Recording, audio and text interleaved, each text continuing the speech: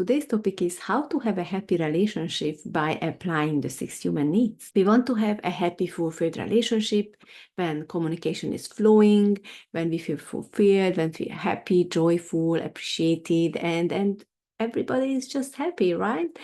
And loved, feeling loved. So the 6 human needs can actually show you how to do this if you dive deeper into it, and then you make sure that on both sides the 6 human needs met, right? So let's get into it. So the first one is certainty. So in a relationship, what is the certainty? Where we are heading, where are we right now, what are our plans together? That's the certainty you need to always see up front. Where are we going together? Do we have any plans? What we want to achieve together? If there is no certainty, if there is no communication about like where is it heading or what are possible, then that could be a bit of frustration there, right? Or negative thing. And then the next one is variation.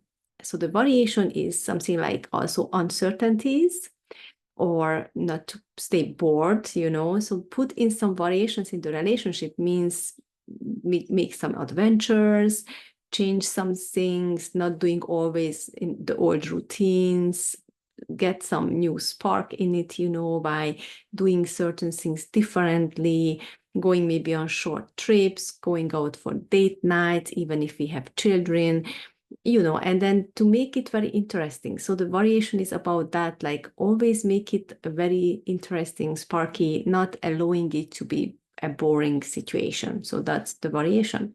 And then the third one is connection. But in a relationship, it can also mean intimacy. So having a very deep connection, intimacy is really important in a relationship. Physical touch, physical intimacy. Without that, without fulfilling that human need, again, the people can get cold to each other and probably want to find this need to met in another location, right? And it's again gonna get into separation. So that was the third one.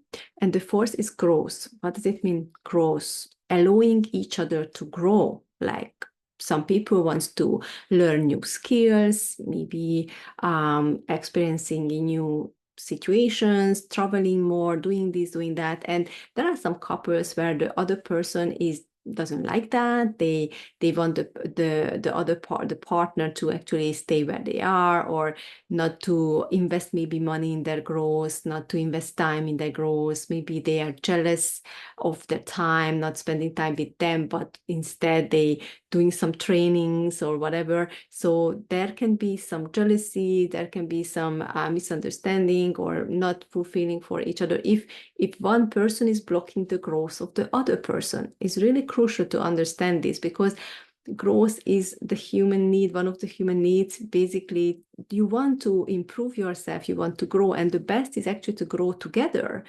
But often what happens is that one person is growing and the other person is not growing, and it's again can lead to separation. So basically understand each other's interests, doing things together, and the best thing is to grow together, right? Mm-hmm. And the next one is feeling significant. How do you make other person feel significant? You do something for them, specifically what is make them happy, you know, or you actually showing your appreciation. You bring them gifts, or you give them your time, or whatever it is, saying affirmations, whatever is maybe their love language, using that more often. So significant, the person can feel significant if they know you do something only for them, or only because they mean something to you. Okay, so find something which can actually help with this, like how you can make the other person significant. And then the final one is about contribution. This is a tricky one, because it's not just about you contribute to the family, but how do you, or the relationship, but how do you allow the other person to contribute into the relationship?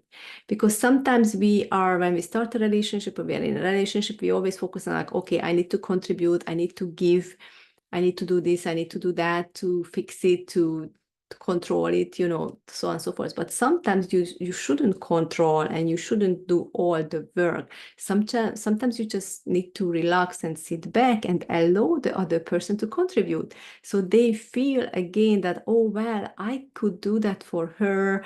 I feel good now. I feel like a hero, or I feel like someone who saved the day because that person allowed me to contribute. And this is really the part which sometimes not working well when the woman is really masculine, in their masculine energy, which means they want to do everything, they want to fix everything. They don't like when the men do some stuff, they criticize it, they don't allow them to do certain things because they don't do it the way she wants them to do it, you know. So due to the ego and the masculine energy of the woman, many times they don't allow the man to contribute.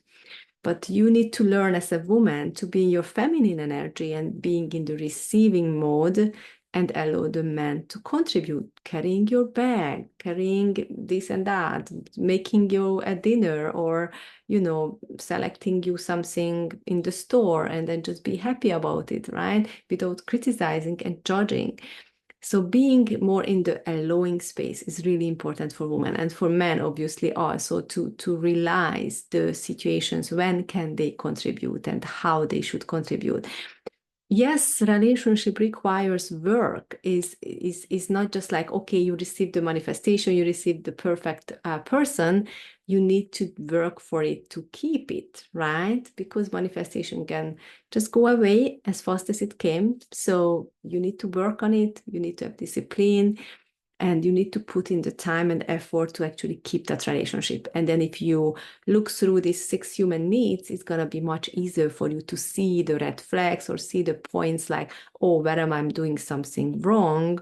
Or what is happening on the other side, why I feel unfulfilled. You know, maybe you are in a relationship and it's like, why I'm not happy? Why I'm not happy? Why I feel like something is missing? And then when you go through these 6 needs, you are like, oh yeah, that's what is missing. So maybe I should sit down with my partner and communicate it, like, how can we change that actually I feel that need is fulfilled. That's what I recommend you. So definitely, if you are unhappy in your relationship, you are thinking about, like, you love the guy or you love the woman, but something is off, you don't feel so fulfilled as you used to, or you have some worry and fears, just look through these 6 points and just see it like where is missing something, and communicate.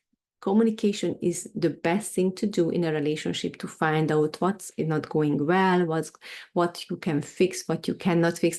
And obviously, then you're going to see, is it actually fixable? If the relationship is not fixable because you guys not going to do the work to fulfill the 6 points in for each other, then it's not gonna work, okay? So love is not enough. Probably you heard this before. You need to do the work. Okay, thank you so much for watching, and I'm wishing you all the best and lots of love. Thank you so much.